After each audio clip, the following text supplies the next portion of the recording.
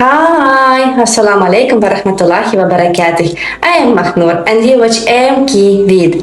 Today I want to tell you about negative speaking regarding to Islam. In Islam, negative speaking or speaking ill of others is discouraged and considered a sinful act. This includes backbiting, slandering, gossiping, and spreading rumors. Islam encourages believers to speak only what is good and to avoid spreading false information or rumors that could harm others.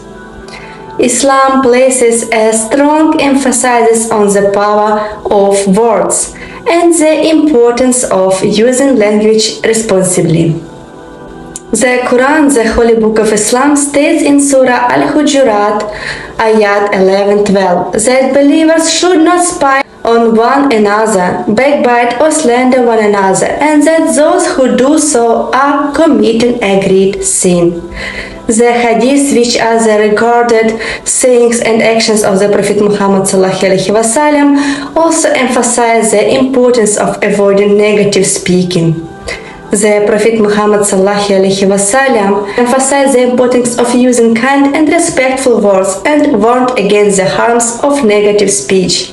He said, "The Muslim does not slander, curse, speak indecently, or speak rudely." Sunan al-Tirmizi. Additionally, Islam teaches that the tongue is a powerful tool that can be used for good or evil. Muslims are encouraged to use their words to promote peace, unity, and understanding, and to avoid causing harm or discord through negative speech. The Quran also emphasizes the importance of speaking the truth and avoiding falsehood. It says, "O you who believed, fear Allah and speak words of appropriate justice." Surah Al-Ahzab, Ayat 70. One of the most important aspects of negative speaking in Islam is backbiting, which is the act of speaking negatively about someone behind their back. Backbiting is explicitly prohibited in Quran and is considered a major sin in Islam. The Prophet Muhammad ﷺ said, "Do you know what backbiting is?" The companions replied, "Allah and His Messenger know best." He said, "To say something about your brother that he dislikes." They asked him, "What if what I say is true?" He replied, "If what you say about him is true, you are backbiting him. But if it is not true, then you are slandering him."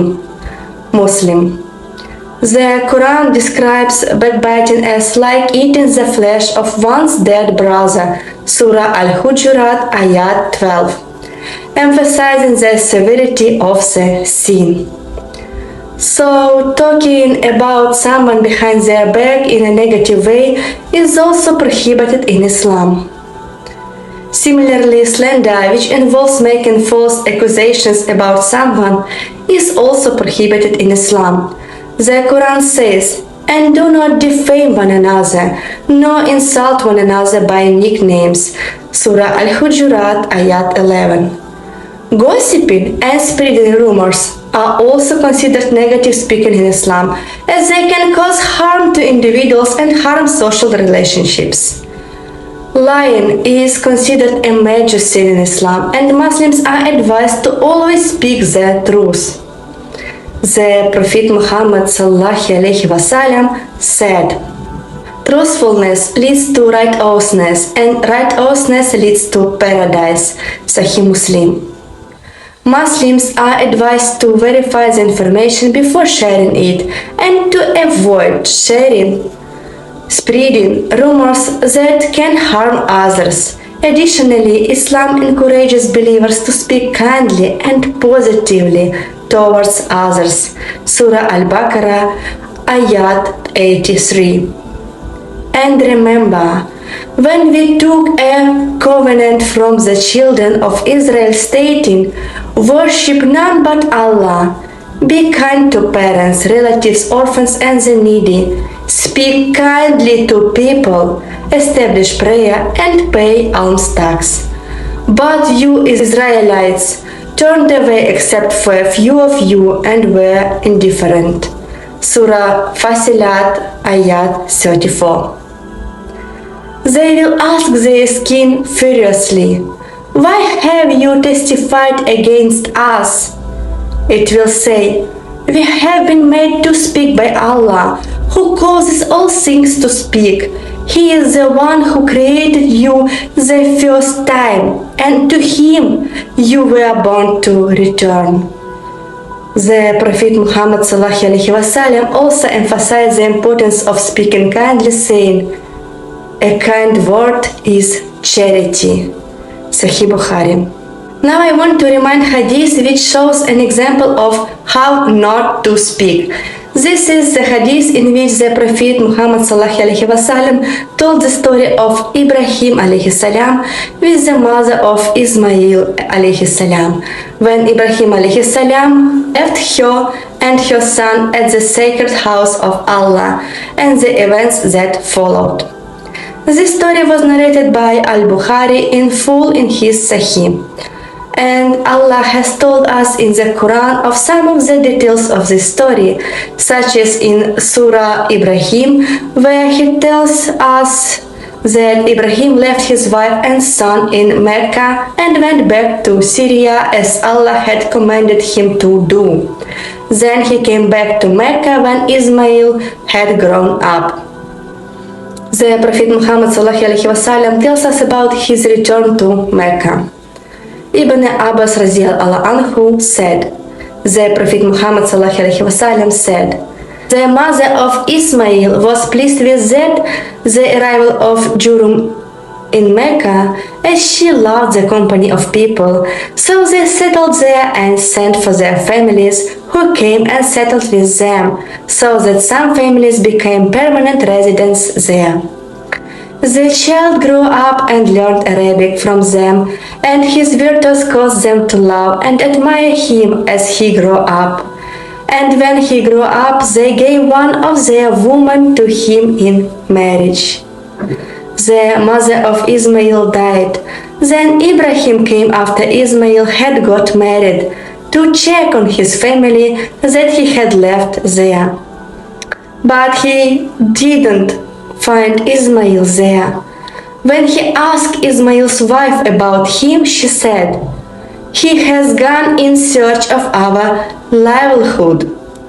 Then he asked her about their way of living and their condition, and she replied, "We are living in misery. We are living in hardship and destitution, complaining to him." He said, "When your husband comes, convey my greetings to him and tell him to change his doorstep." When Ismail came, it was as if he felt something out of the ordinary. So he asked his wife, "Did anyone come to you?"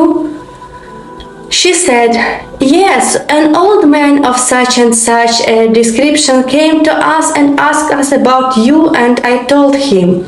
He asked about our state of living, and I told him that we were living in hardship and poverty."